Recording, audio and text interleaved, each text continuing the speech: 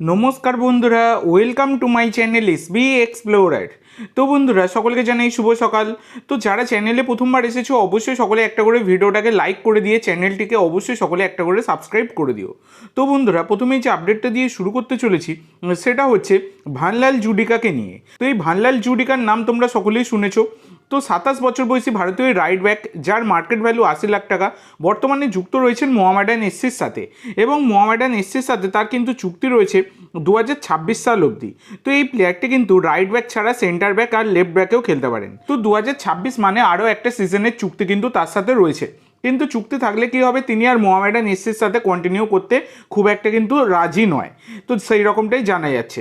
এবং সবথেকে বড় কথা, আইএসএলের একাধিক ক্লাব কিন্তু এই ভানলাল জুডিকাকে নিতে চাইছে। নামগুলো বলছি ক্লাবের: Chennaiyin FC, east Bengal, Kerala blaster এবং উড়িষ্যা এফসি। এই চারটি ক্লাব কিন্তু এই ভানলাল জুডিকাকে দলে নিতে চাইছে। তো মোহামেডান এফসি এই সিজনের আইএসএলে খুব একটা ভালো পারফরমেন্স না করতে পারলেও এই ভানলাল জুডিকা কিন্তু সকলেরই নজর কেড়েছে। সেই কারণে একটা হট ডিল হতেই পারে এই ভানলাল জুডিকার ডিলটা। তো দেখা যাক কী হয়। তো পরবর্তী যে আপডেটটা তোমাদেরকে দিতে চলেছি সেটা হচ্ছে পুলগা ভিদালকে নিয়ে। তো পুলগা ভিদাল হচ্ছেন একজন 29 বছর বয়সী Argentine attacking midfielder, market value 3 কোটি টাকা। তিনি বর্তমানে যুক্ত ছিলেন পাঞ্জাব এফসির সাথে, তোমরা সকলেই জানো।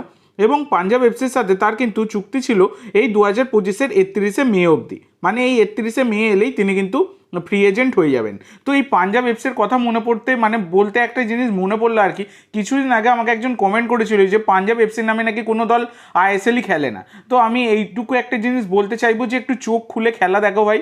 পাঞ্জাব এফসি নামে একটা দল আছে যারা আই লিগ চ্যাম্পিয়ন হয়ে তারা আইএসএলে এসেছে। তো সেখানে যদি তোমরা এইভাবে অস্বীকার করো, একজনই আর কি এই কথাটা বলেছিল, আমি দেখেছিলাম কমেন্টে, যে নাকি পাঞ্জাব এফসি নামে কোনো দল আইএসএল খেলে না। আমি তো শুনে অবাক হয়ে গেছি ভাই, কি আইএসএল দেখে এরা।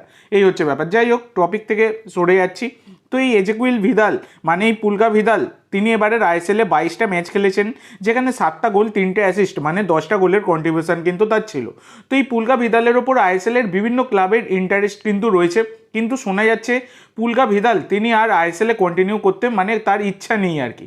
তিনি ইন্দোনেশিয়ার লিগ থেকেই আইএসএলে এসেছিলেন। তো তিনি চাইছেন আবার সেই তার পুরনো ইন্দোনেশিয়ার লিগেই ফিরে যেতে। এই রকমই কিন্তু খবর রয়েছে।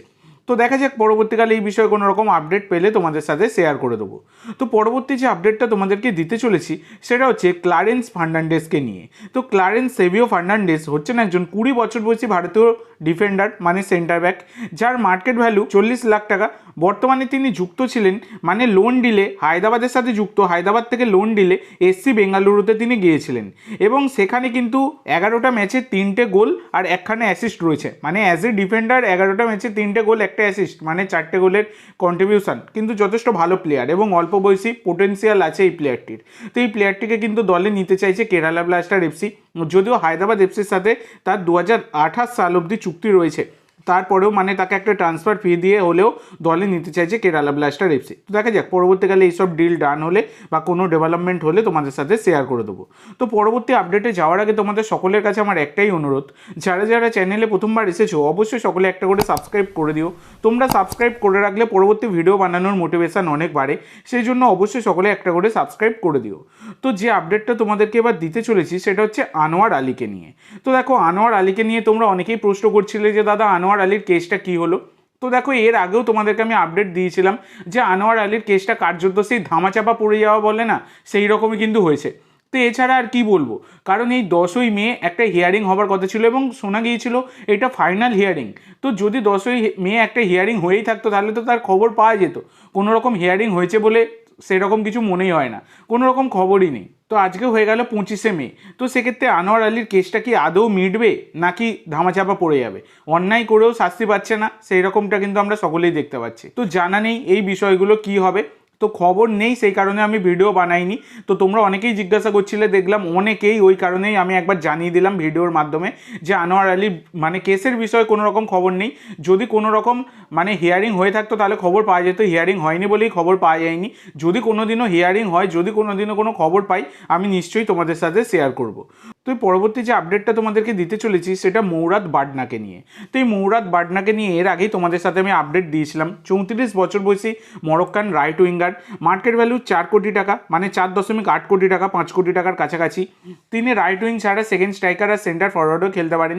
বর্তমানে তিনি যুক্ত রয়েছেন সৌদি আরবের একটি ফার্স্ট ডিভিশন ক্লাব আল ফতের সাথে, এবং সেই ক্লাবের সাথে তার 2025-এর 30 জুন চুক্তি শেষ হয়ে যাচ্ছে।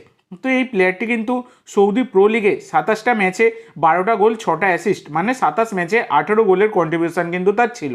তো এই প্লেয়ারটিকে কিন্তু টার্গেট করেছে এবং কথাবার্তা চালাচ্ছে ইস্ট বেঙ্গল ম্যানেজমেন্ট, যেটা কিন্তু এর আগেই আমি তোমাদের সাথে শেয়ার করেছিলাম।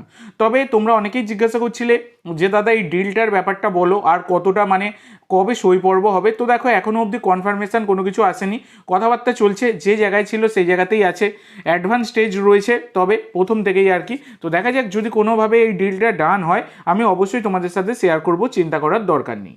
তো পরবর্তী যে আপডেটটা দেবো এটা একটা মোহনবাগানের আপডেট এবং গুরুত্বপূর্ণ আপডেট সেটা বলা যায়। অনেকেই তোমরা জিজ্ঞাসা করছো যে দাদা মোহনবাগানের নতুন বিদেশি কবে সই হবে, কারণ গতকালকেই তোমাদেরকে জানিয়েছি 3 জন জাতীয় দলের প্লেয়ার যাদেরকে মোহনবাগান নিতে চাইছে। গতকালকে সকালের ভিডিওতেই আপডেট দিয়েছি, তোমরা যারা দেখোনি একবার ভিডিওটা গিয়ে দেখে নিতে পারো। তো দেখো যেটুকু আপডেট রয়েছে আর কি, যেটুকু খবর রয়েছে, যেটা খবর পাওয়া যাচ্ছে সেটা হচ্ছে মোহনবাগান ম্যানেজমেন্ট আগে কিন্তু ভারতীয় ডিফেন্ডার কনফার্ম করতে চাইছে, তারপরে কিন্তু তারা নতুন বিদেশি সই করাবে। যেমন রবিনোর নাম শোনা গিয়েছিল, সেই ডিল কিন্তু শোনা যাচ্ছে এখনও অবধি সই পর্ব মেটেনি। এছাড়া মোহনবাগানের আরও কিছু বিদেশি নজরে কিন্তু রয়েছে, যেখানে কিন্তু আর একটা নামও খুবই উল্লেখযোগ্য, লুকাস ক্রিসপিম। সেই নামটা কিন্তু আজকের প্রথম নয়, অনেক দিন থেকেই শুনছো। তো শোনা যাচ্ছে মোহনবাগান ম্যানেজমেন্ট আগে ভারতীয় ডিফেন্ডার কনফার্ম করবে, তারপরে কিন্তু বিদেশি সই করাবে, এইরকমই কিন্তু খবর রয়েছে। তো দেখা যাক খুব তাড়াতাড়ি কোনো সুখবর আসতে চলেছে, এইরকমই খবর রয়েছে। সেই কারণে তোমরা সাবস্ক্রাইব করে রাখবে, সুখবর এলেই আমি তোমাদের সাথে শেয়ার করে দেবো। তো খবর পেলেই শেয়ার করে দেবো, সেই কারণে অবশ্যই সকলে একটা করে সাবস্ক্রাইব করে রাখবে। তো আজকের জন্য এইটুকু বন্ধুরা, ভিডিওটি ভালো লাগলে অবশ্যই লাইক করো, শেয়ার করো।